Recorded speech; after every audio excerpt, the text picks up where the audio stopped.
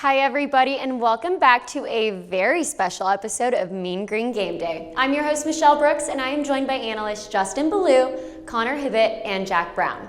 We also will be joined by our man on the ground, Zach Fox, later in the show for a special preview of the NIT right here in North Texas.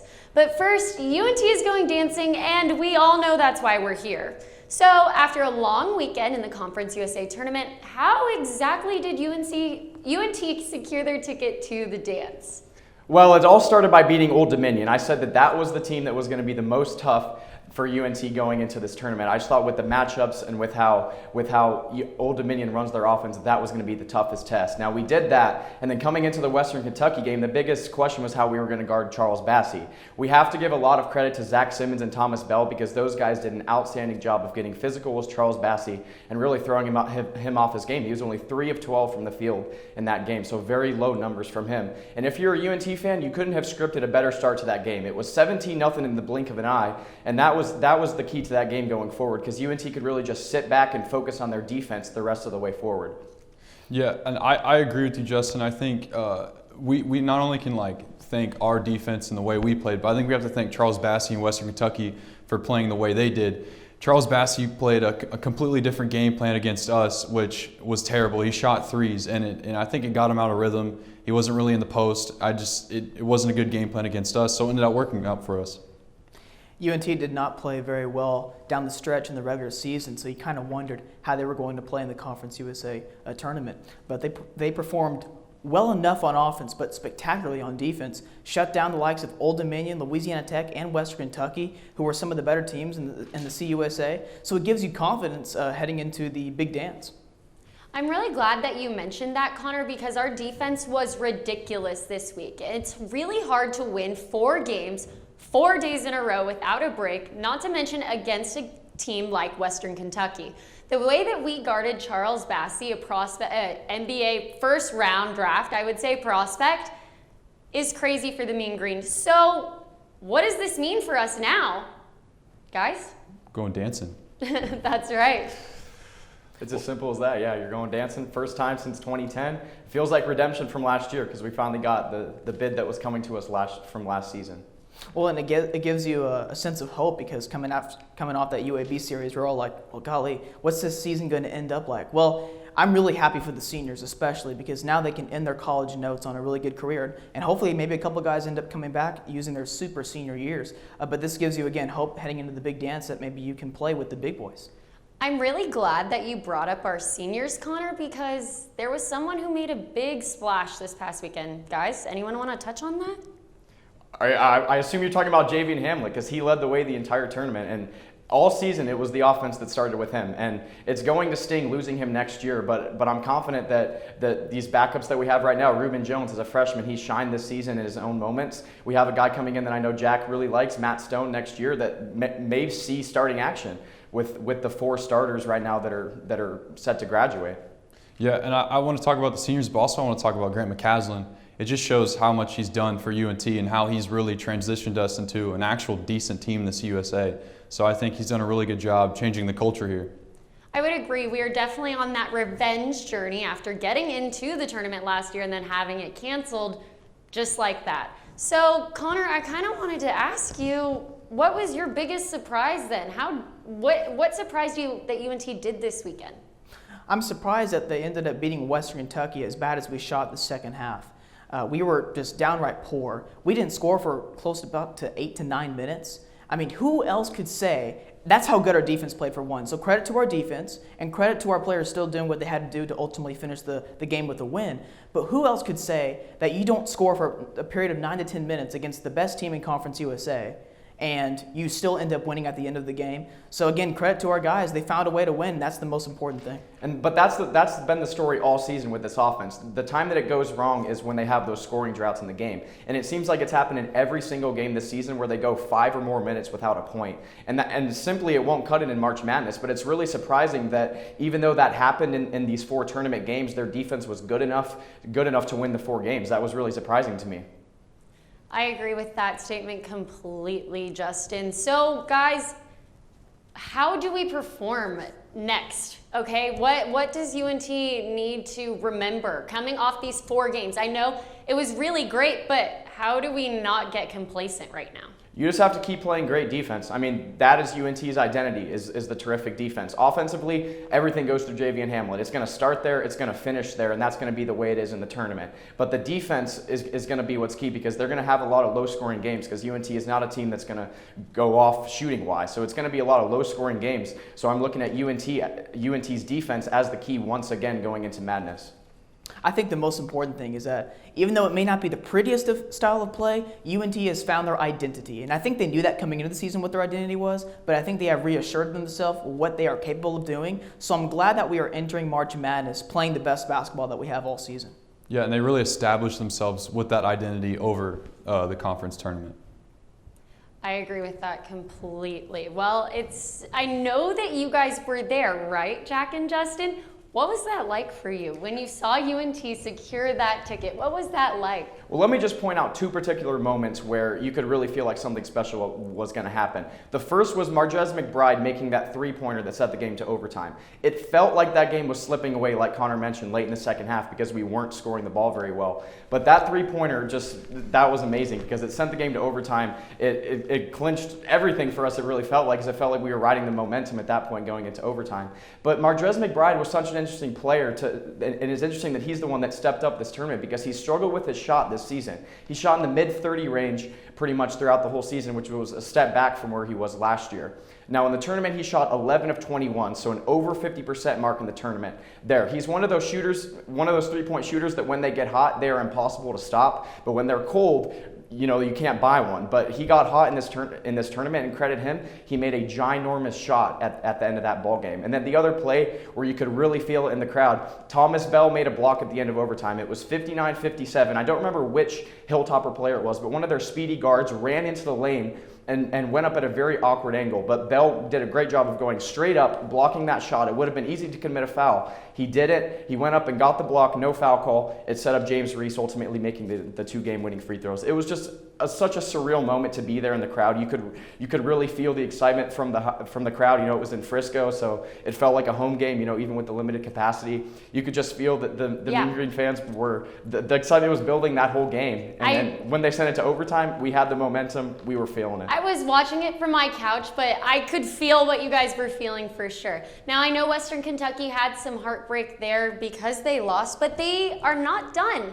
They're actually here at the NIT, right at the Super Pit. Let's head over to our man on the ground, Zach Fox, who is at the Super Pit previewing some games. Zach? Thanks, guys. For the first time, UNT will host the NIT, a tournament that dates all the way back to 1938, starring some of the greatest talent, such as tonight, NC State and Davidson. NC State just recently with the win. However, let's not talk about that. How about two familiar foes who knows this stadium pretty well? Western Kentucky, just coming off a big road win yesterday, 69-67 to St. Mary's, thanks to two clutch free throws by leader in 21 points, Tavion Hollingsworth. He had 6 free throws, 6-4-6, so definitely a team leader, and end up definitely needing those 2 free throws late in the game. Now, La Tech, they've yet to play in the NIT tournament just yet. They'll actually play tomorrow against Ole Miss at 9 o'clock. Ole Miss sitting at 18-11, while 21-7 for La Tech. So definitely see how those two fare out, and the winner of that game will take on Western Kentucky. Now, as far as this tournament, UNT obviously hosting it for the first time, but this tournament, like I said, dates back to 1938. Most recently, the Texas Longhorns winning it all the way back in 2019. Haven't had one thanks last year due to the globe-wide pandemic. So we'll see who ends up winning this NIT tournament. We'll see if they can end up battling potentially March Madness contenders next year. But for now, the Mean Green will take that spot. Back to you. Well, Zach, I actually had the chance to talk with Athletic Director Ren Baker here at UNT yesterday. And sorry guys, I had the chance to talk to Ren Baker yesterday, and he sits on the board of the NIT who actually was able to get it here at Conference USA. So big deal for us for sure, but we also have big basketball happening everywhere else. I know that you guys had some predictions about Conference USA tournament last week, okay? And some of you guys were right and some of you guys were wrong, and there's one guy in this room I know is wrong about a certain team. Jack, Man, you want to take it away? I didn't know I was going to get sectioned out here and just thrown into the Wolves. But yeah, I picked Marshall to win it all, and they ended up losing the first game against Rice. I was wrong. I was feeling hot. I was feeling like they won 3 straight coming in. I thought they were going to be good, and I just love the way they play. They're fast, and they're good with pace. And I was like, I think they're going to win it all, and they didn't win. So just disappointing. I'm a clown, so. You're not a clown, because I did have Marshall winning at least the first game. So I will say it was a little surprising, but and not all Jeff the won way. to pick him too, so I mean, yeah, he's not a clown. Oh, yeah, I was 10-3 with predictions, but man, Marshall, someone needs to humble me, and this humbled me, so. Well, we're going to get ready to preview our Purdue game, but guys, real quick, were there any other big surprises or things you did not expect to happen last week with anyone else in Conference USA? Well, I didn't expect UNT's defense to be as good as it was in the tournament altogether. Just some stats to throw out for you. In the 4 games, they didn't allow 58 points in any of the 4 games, and we played some really elite offenses, so that's some impressive stats there. They held all 4 opponents to 26% from downtown. That's a really impressive number, because teams usually cap out around the mid-30 range. So very impressive numbers from the UNT guards there defending the 3-point line. And then 41% from inside the arc, which is another low mark compared to where teams should be at. So very, very impressive job by the UNT defense. I was pleasantly surprised to see how much they were swarming around and see how physical they were getting. I agree, and I'm really excited to see how they're going to match up against Purdue, because you're going to find out when we come back. Don't go anywhere. We will be right back, and we'll get a deep dive into UNT's matchup with Purdue tomorrow night. It's that time of year where everyone plays a dangerous game with the flu. Going in uneducated, you run the risk of symptoms like cough, migraine, and fatigue. Don't be like this guy. Combat the flu with cough drops, ibuprofen, and a good night's sleep.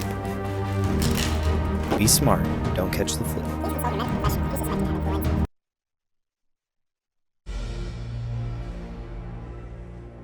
Welcome back to our very special March Madness edition of Mean Green Game Day. Some say the 13-4 seed matchup is the new 12-5. Well, UNT is that 13 seed, the highest the Mean Green have ever been seeded in the NCAA tournament.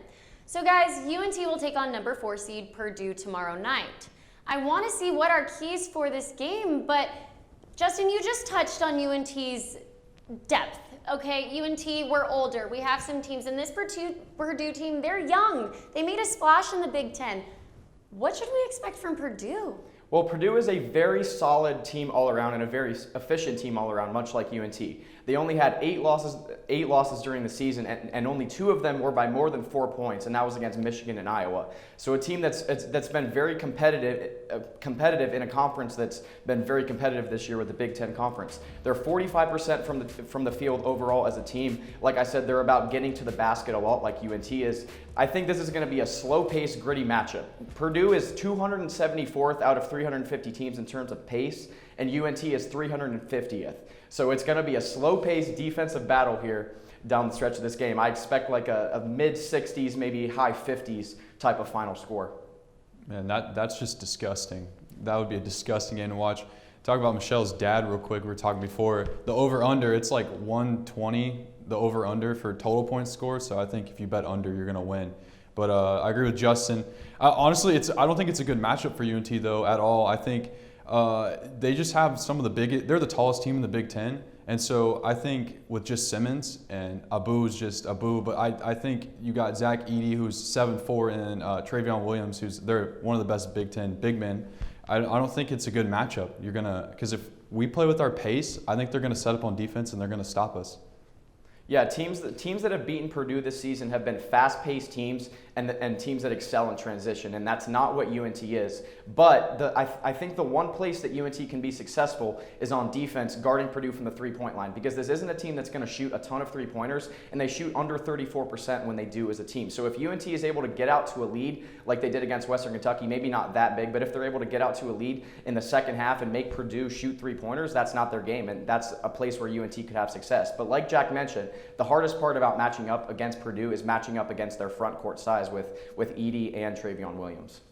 And particularly playing a 4 seed from the Big Ten Conference kind of scares me. Had it been a 4 seed like Virginia, the way we would have matched up with Virginia this year, typically Virginia is a defense first, offense second kind of team. This year it's vice versa, and they play a slow pace. So I think we would have had a better matchup with them. But with Purdue, like Jack mentioned, and Justin mentioned, they got incredible size, and they've had incredible size the last few years. And this is one of the best teams from the Big Ten against the best team from Conference USA. And to me, that's not an even match. 9-13 against a 4 seed. And I don't think we match up well against them. I know UNT is going to give it their all. I think it'll be a close, low-scoring game, like a mid-50s kind of score. But I don't think we're going to have enough to pull it out. I think the interesting part here is the strength-on-strength matchup because their best offensive player is Travion Williams. Their leader in basically every statistical category.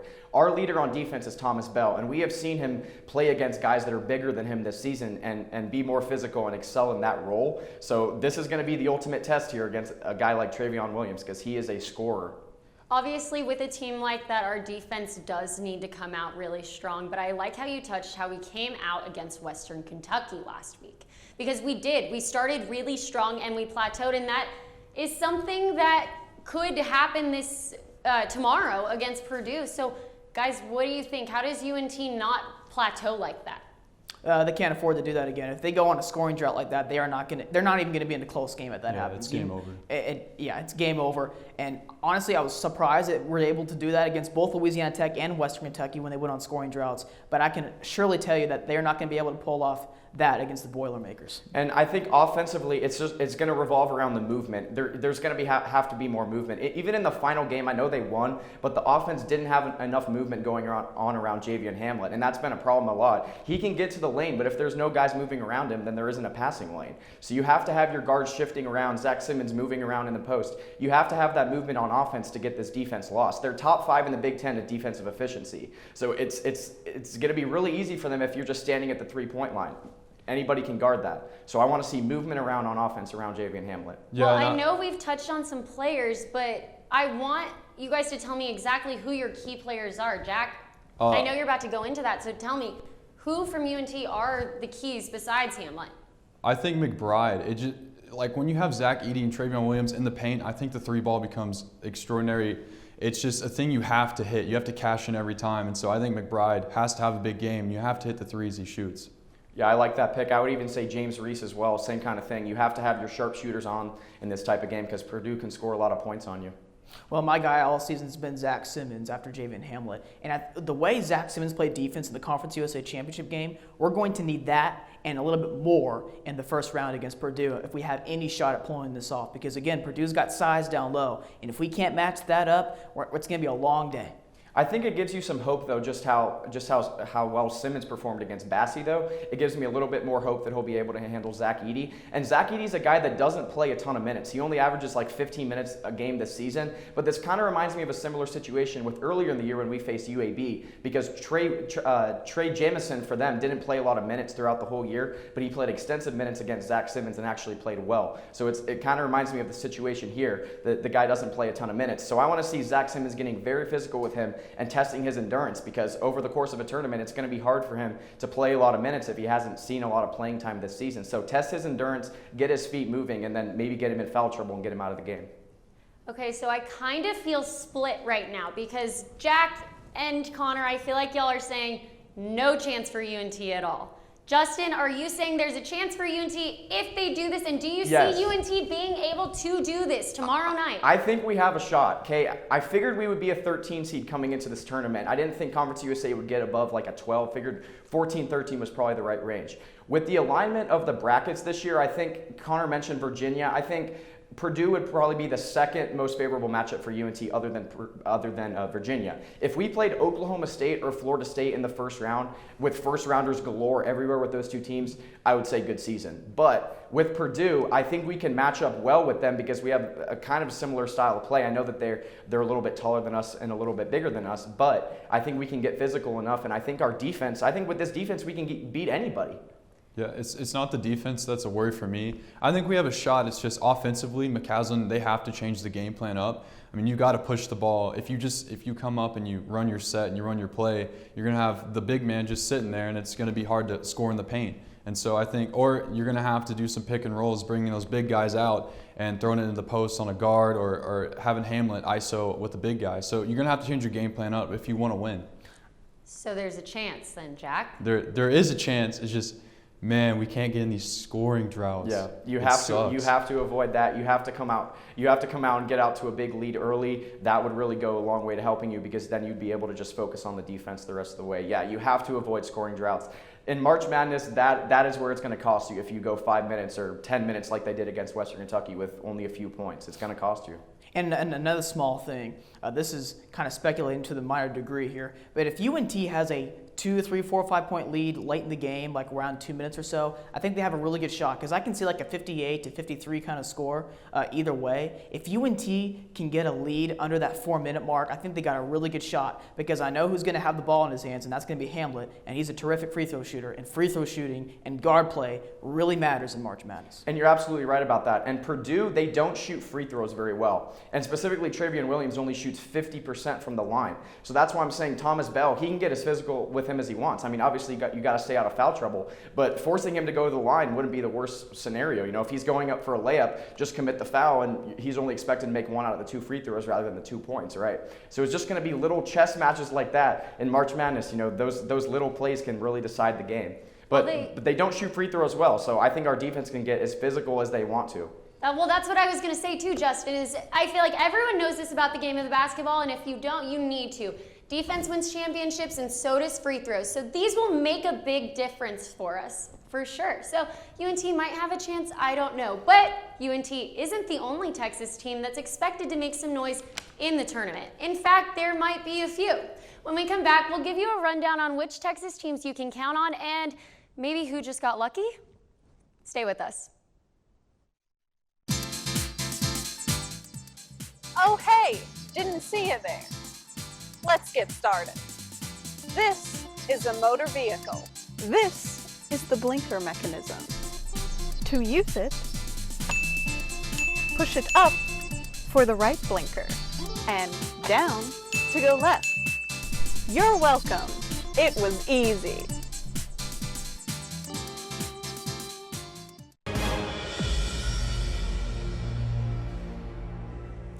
Thanks for sticking with us so far. So guys, 7 Texas teams made the dance this year, and it's official, 7 teams.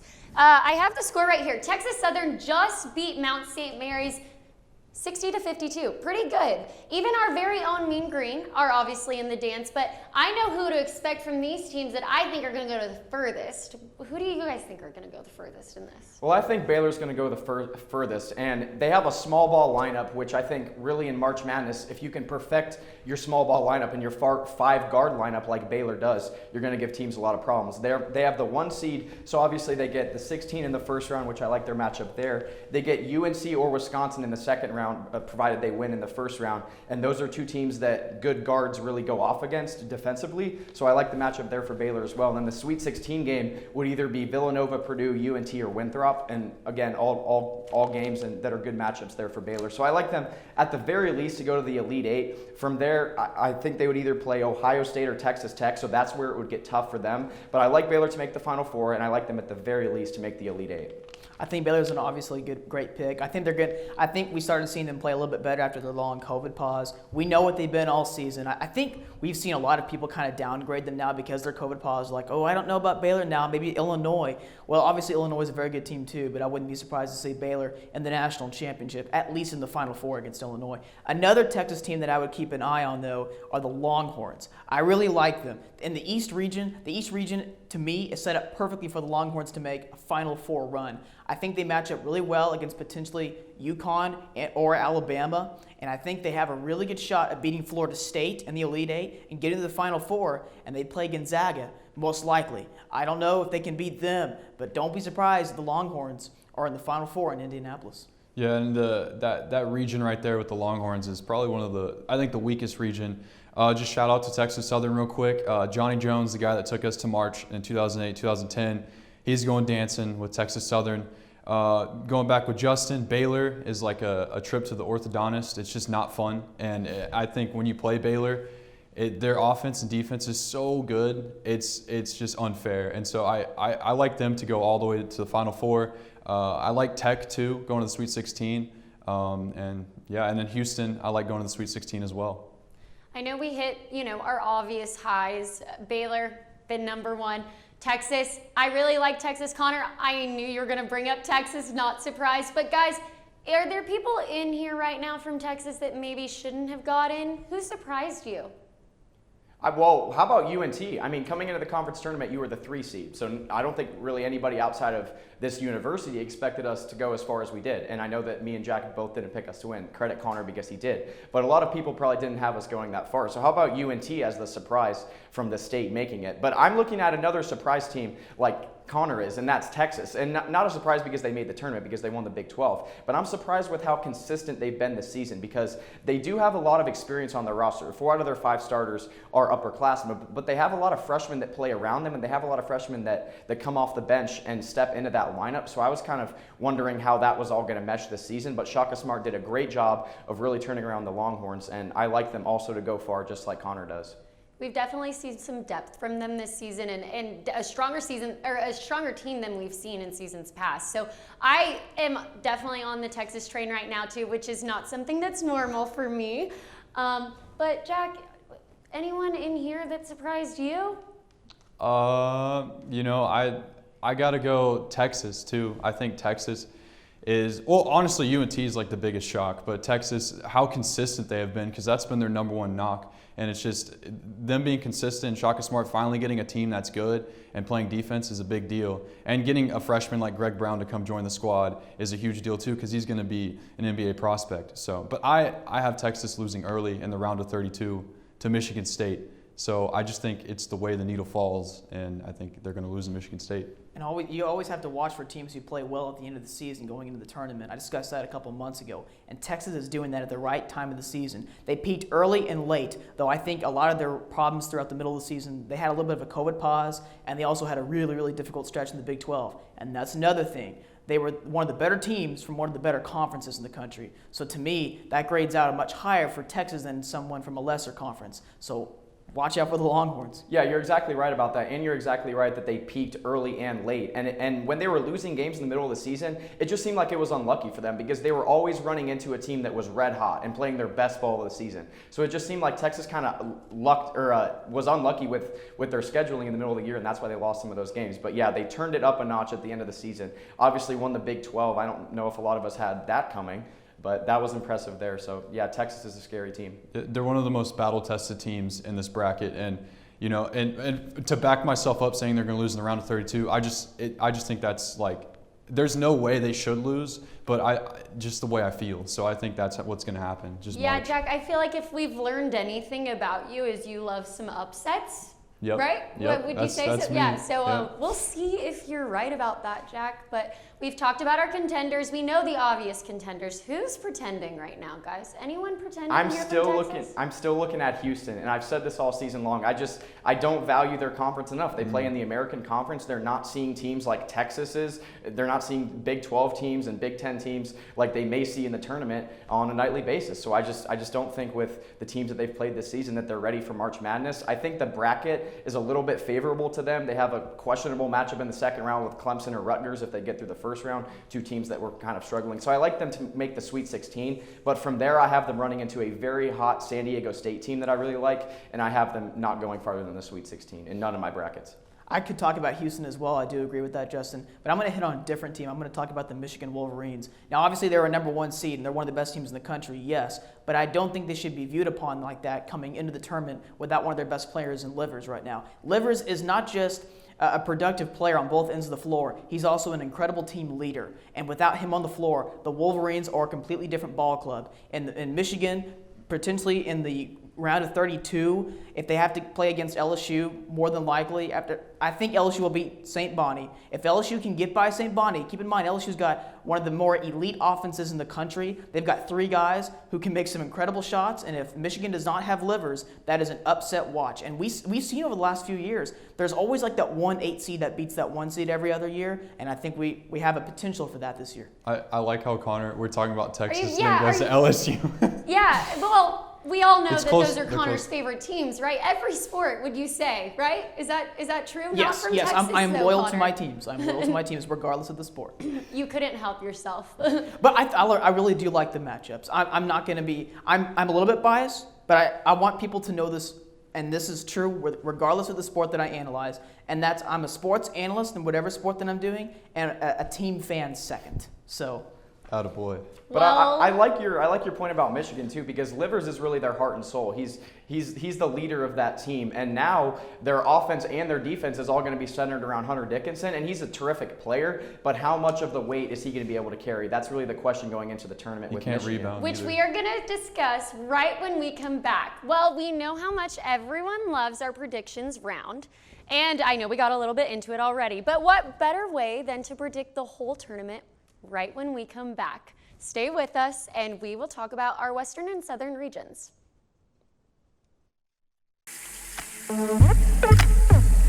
Hey, listen to my flow to save some H2O. This my water rhyme, and this is how it goes. First, turn off the sink and take some time to think. When you waste water, our supply shrinks. When you take a shower, not more than an hour. Shoot for 10 minutes and save water power. Use a reusable bottle, smart like Aristotle. Ditch all the plastic and be a role model. And that was my H2O flow. Please remember how it goes, because if you don't, Earth will go, oh no! Welcome back to Mean Green Game Day. Thanks for staying with us. Let's get right into it and break down some brackets, right guys? Looking at the West, I know I have a very favorite team, Gonzaga, but we've known that. All of y'all have known that. But I want to go to you guys first. What are y'all thinking about the West? Well, I am with you on Gonzaga 100%, and I kind of switched my opinion on Gonzaga at the start of the year. Now, while they are in a weak conference and they play nobody all season long, this is a team that's undefeated and that can beat you in so many different ways. They have 4 starters that average double-digit points. It all starts with Corey Kispert at 19 a game and Drew Timme at 18 a game. I really like the bracket for Gonzaga here because I have them playing a Cinderella team in the second round and in the Sweet 16, and then I have them playing Iowa in the Elite Eight. So that would be the matchup where it would be the toughest for them, but I like them at least going to the Elite Eight here, and I think they have enough size and enough physicality to go against Luka Garza in Iowa. Now, 2 Cinderella teams that I want to highlight from this region real fast. UC Santa Barbara. Now, this is a Creighton team that has a lot of outside of the court stuff going on with their coaching scandal and everything. So I think this is a bad spot for Creighton here, running into a great defensive UCSB team. This is a UCSB team that's only lost 1 game since the calendar turned to 2021, and they've won 18 out of their 19 straight last games. So I think they're a very hot, smaller school team coming into this tournament that Creighton might not be ready for. And then the other one is Ohio University. Virginia still has a lot of questions about who's going to play in this tournament with both COVID and injuries. So Ohio is a team that I'm potentially looking at for an upset here. They've got Jason Preston, their starting guard. He averages 16 points a game and shoots 40% from downtown. Ohio is a very dangerous team that can score a ton of points on you in a hurry. They live and die by the 3-ball, but when they are going like they were in the MAC tournament when they blew out everybody, when they are hot, they are impossible to stop, and I think they can get the upset over Virginia here. I like that you touched on Ohio because you are right, Justin. They are a team to watch, and it's very exciting. I have them going a little bit ways too. So, what's next, guys? Who's next in the West? Well, you have to keep in mind, Justin's an Ohio State fan, so he's probably going to like Ohio a little bit too. But credit to him. Yeah, Virginia's a little bit questionable. They're coming off of a long COVID pause. But I like Tony Bennett. I like the way he coaches. I expect Virginia to come prepared. It may not be pretty, but I think Virginia will get the win and get by a very good Ohio team. And with Creighton and UC Santa Barbara, Creighton just played very poorly against Georgetown in the Big East championship game. But with them coming off that loss, it's not a good time to lose and play like that. But I think with that loss, they're going to really focus in on this game against UC Santa Barbara. Now, UC Santa Barbara's defense is really good, but I'm going to trust Creighton's offense over UC Santa Barbara's defense. And although they have been playing well, I expect Creighton to make it a point of emphasis to play better. So I'll take the Blue Jays in that matchup. OU and Missouri. Missouri's going to be missing Oklahoma's going to be missing one of their best players in this game. But with OU, just a couple months ago, they're playing against Bama, which is the best team from the SEC, the same conference that Missouri's from, and they were without 2 of their better players for that game, and they still found a way to win that game. I'm picking the Big 12 over the SEC. I'll take the Sooners in that game. I'll pick Gonzaga.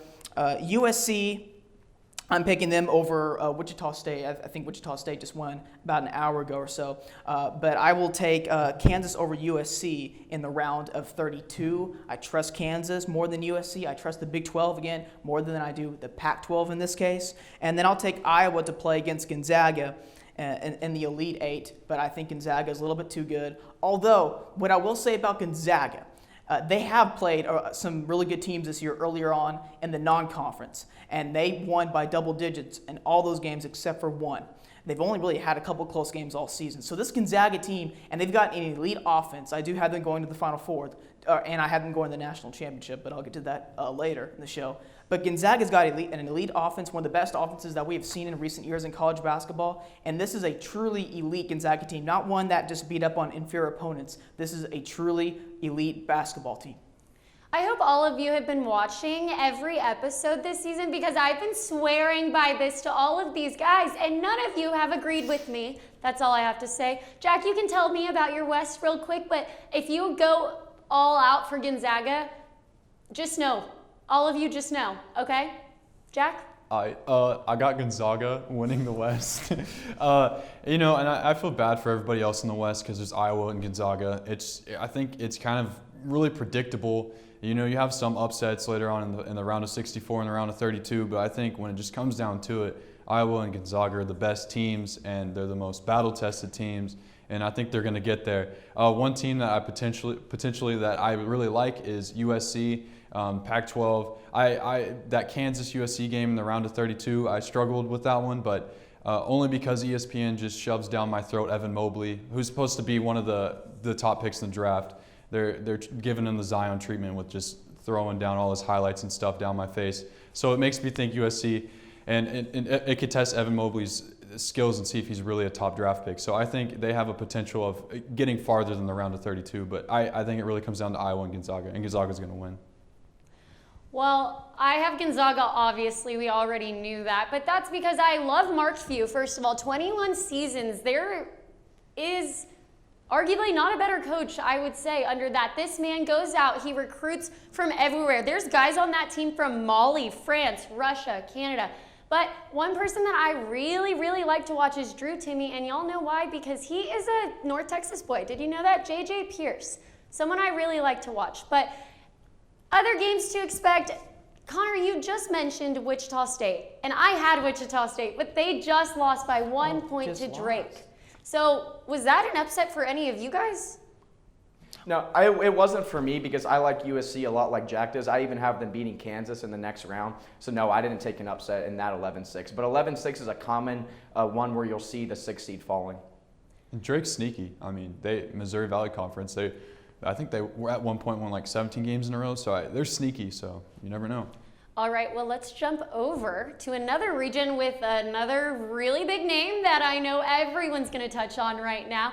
Justin, let's talk about the South. So the South region is all about Baylor, and I talked about them in the last segment of the show. They've perfected the small ball. They'll run five guards out there a lot of the time, and all those guys will perform. It all starts with Jared Butler, who's probably going to be a first-round pick in the NBA at some point.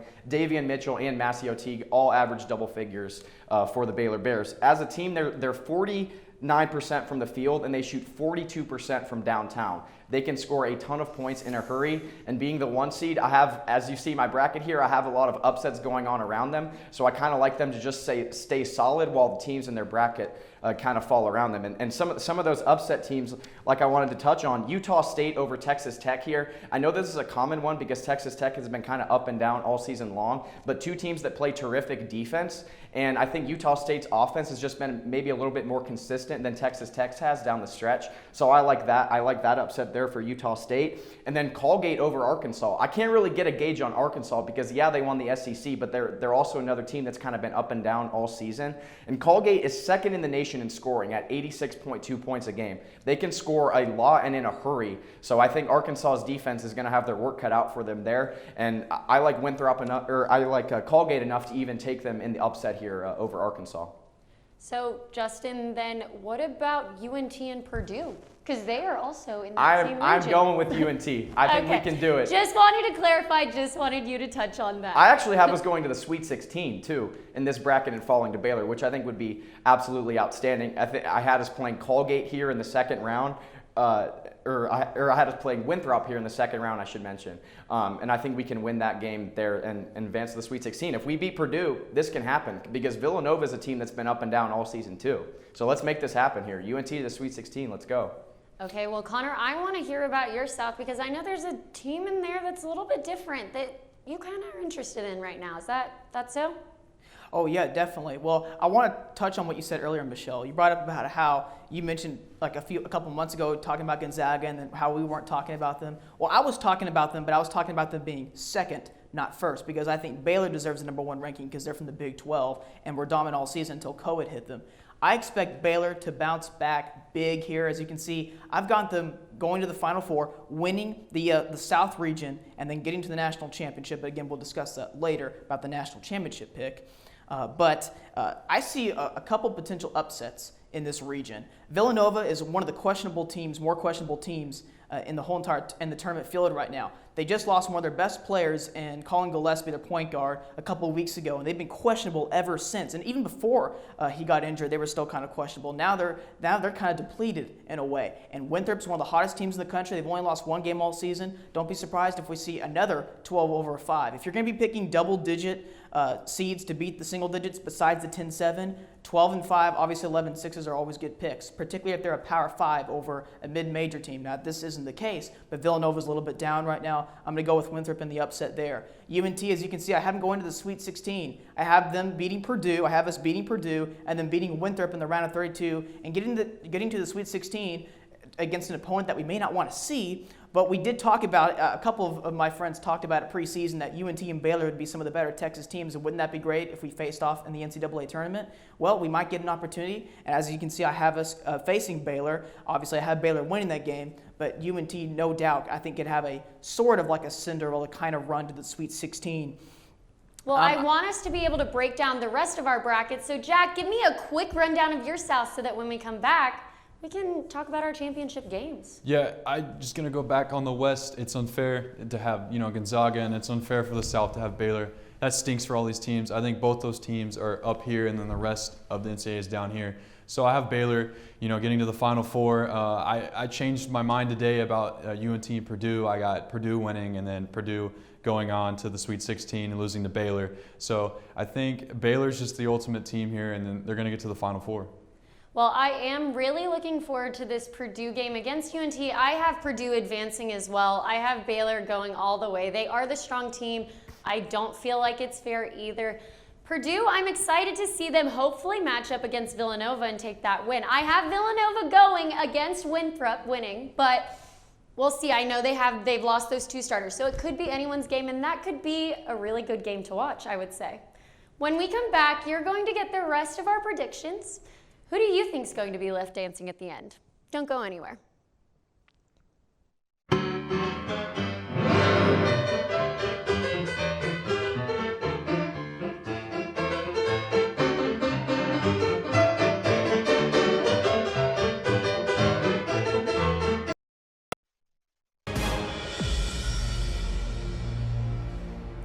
Welcome back to our very special March Madness edition of Mean Green Game Day. We know what y'all have been waiting for.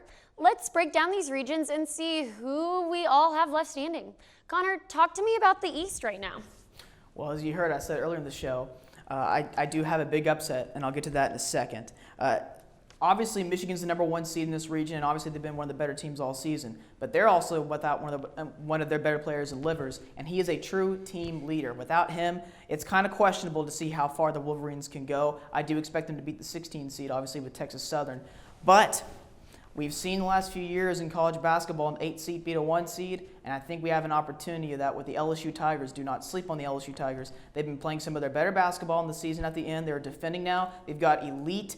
They've got an elite offense, and if Michigan gets behind on the scoreboard, they may not be able to catch up.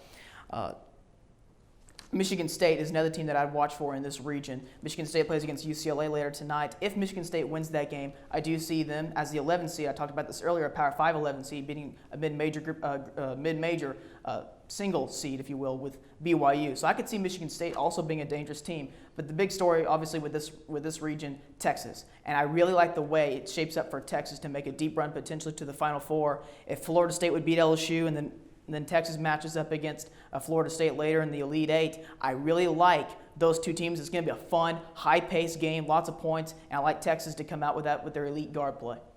Yeah, I'm with you on a potential Florida State versus Texas Elite Eight matchup. And I have Florida State winning this entire region. Now, we talked about Michigan in the last, or in a couple segments ago about with their injury to Isaiah Livers. What is this team exactly going to be?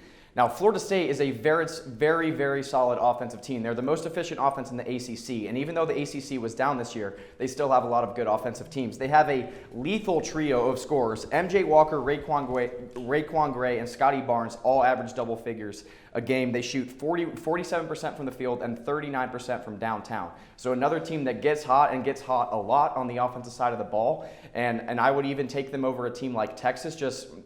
That would be a great matchup with the elite guards on both sides, but I would just feel more comfortable taking Florida State in that matchup just with how inconsistent Texas has been over the last few tournament appearances that they've had. But I'm very high on Texas as well. I love their trio of scorers with Matt Coleman, Andrew Jones, and Courtney Ramey. All three of those guys can score for the Longhorns. So these are two very guard-heavy teams, and if this game happens in the Elite Eight, what a matchup this could be with these trios on each side that can score a lot.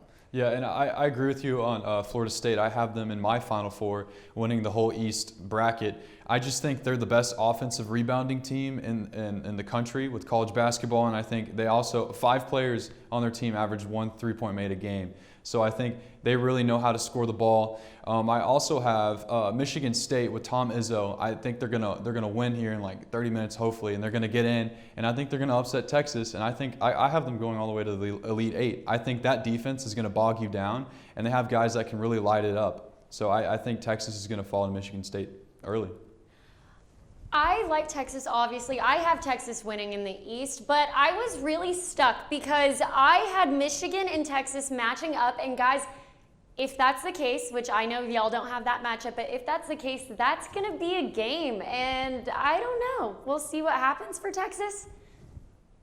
Let's head over and see the Midwest, though, guys, because this region is a little bit different, I think. They have some different matchups going. I think this is actually the toughest region out of all of them this year in the tournament. You have teams like Illinois, Oklahoma State, San Diego State, a team that I'm very high on personally, and then teams like West Virginia that are from the Big 12. I'm going to take Illinois to come out through this bracket. Now, I think the turning point of the season for the Illini was when they blew out Michigan on the road without their best scorer, Ayo Dosunmu. That was an incredible win. They beat down the Wolverines. That was something that the Wolverines hadn't seen all year, was a beatdown like that. I think they only had one loss coming into that game. That was the turning point for the Illini, and from that point on, they just completely took off. They were just blowing out everybody in this Big Ten conference and in the Big Ten tournament, and I didn't really see that coming at all. They were a top seed coming into the tournament, and it was all because of their two big guys, Coffee Cockburn and Ayo Dosunmu. Those guys give everybody a nightmare. So they're the 1 seed. I think a Loyola Chicago versus Illinois matchup in the second round would be something to watch for with Loyola Chicago's terrific defense. So that would maybe be one to watch for, but I like Illinois' size to ultimately prevail there. And how about a Illinois versus Oklahoma State matchup in the Sweet 16 there? That could be one of the greatest matchups of the entire tournament. You have first rounders galore for the NBA draft pick running around all over the court. I mean, I think that could be one of the highest scoring and one of the most interesting games to watch this entire tournament. Now, the one other team I really want to highlight from this region, San Diego State. Now, why am I so high on them?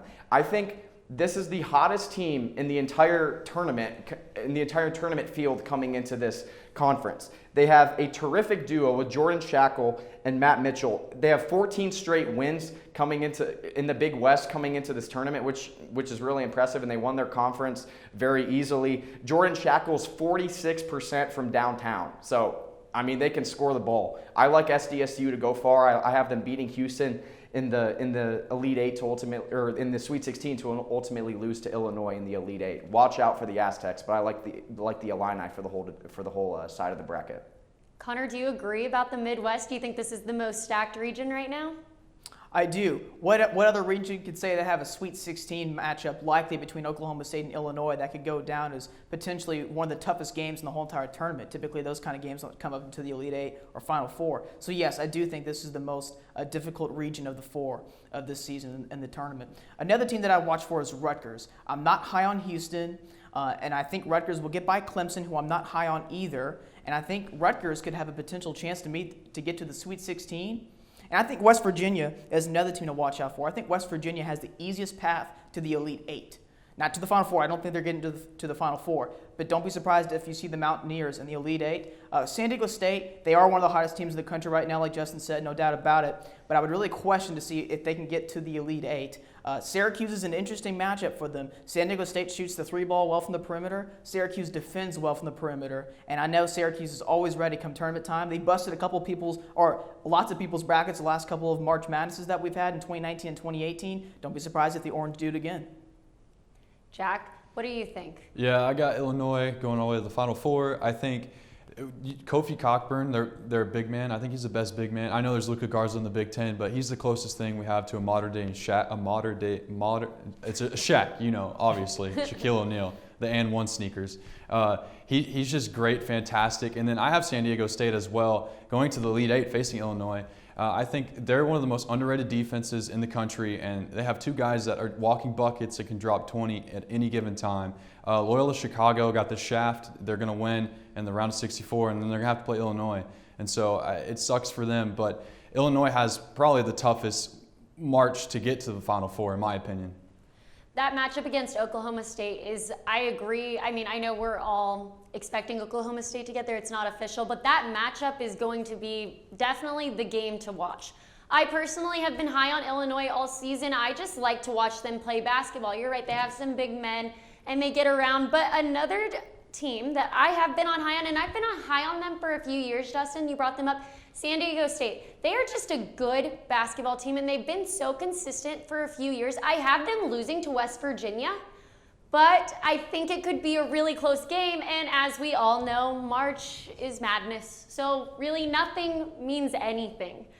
Guys, tell me about your Final Fours. Let's break it down. Let's get to the serious. Give me some final scores of that championship game.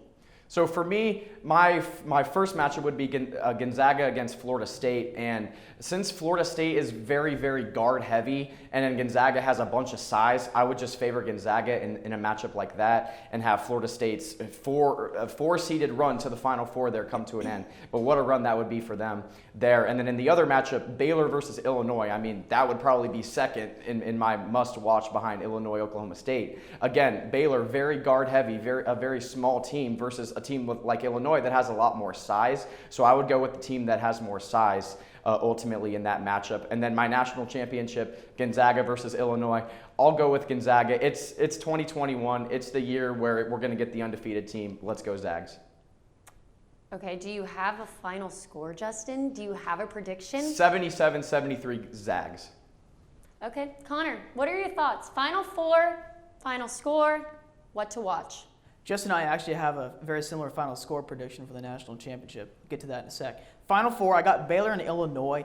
Sure, like Justin said, Baylor's a small ball team, but this is a team that can play elite on both ends of the floor. This is the most well-rounded team in the country in terms of their statistics, regardless of their long COVID pause. I had them getting to the national championship. I had them beating Illinois and playing Gonzaga. I see Gonzaga and Texas from the other two regions matching up, as well as Texas has played this year, as great as they have been, a great story in college basketball this year. Gonzaga is Gonzaga, and they are the 2020-2021 Gonzaga Bulldogs. I see them reaching the national championship, and the two best teams this season meet up in the national championship. Does Gonzaga finish the season undefeated, the first undefeated team that we've seen since Indiana in 1976? I say no. I say the Baylor Bears are cutting down nets in Indianapolis with a final score of 78-76. 78-76. That's pretty close. We'll see. And okay. I say yes to your question, Connor. My Final Four, I got Gonzaga, Baylor, Illinois, and FSU.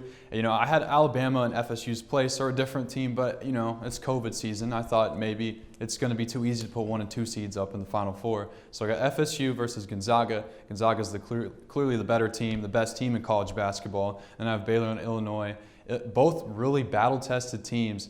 And I think Illinois is just going to edge them out. I really like Kofi Cockburn. I've been saying his name so much this season. He's just like Shaq. And so I got Illinois and Gonzaga in the final, and I got Gonzaga 61, Illinois 53. Kind of a low-scoring game. Okay, well, that's good to hear because we all generally have the same Final Four. It's just a little bit of a mix. I personally have Gonzaga and Texas meeting up. I think it's going to be a good game to watch, but I'm really glad you said that, Jack. Gonzaga is the best team in college basketball. Thank you for saying it. Thank you for finally admitting it. I mean, if I was Drew Timme, I would have gone to Duke anyways. I'm just saying. Yeah, so, yeah, I know, because he was recruited. I'm surprised. Well, I also have Baylor and Illinois, and I have erased so many times on my bracket Baylor, Illinois, but I am going with Baylor, and that's because I really want to see this Gonzaga-Baylor matchup. I'm going with another close score, too, 68-73 Gonzaga. Okay, so we're all pretty close. Did you just change because I thought you were going Illinois with me. No, you I'm just sorry. changed it? Oh, I changed it right before the show. Wow. I told you, I keep going back and forth, guys. You did. Well, Man. anything means nothing in March. Isn't that right, guys? Yes. Let's shock the world on the road going to Indiana. Purdue's in Indiana. This is a road game. Let's shock the world. Well, thanks for staying with us today. Be sure to follow North Texas Television on all social media platforms. And don't forget to watch UNT take on Purdue tomorrow night on TNT. Thanks for joining us on Mean Green Game Day. And remember, go Mean Green.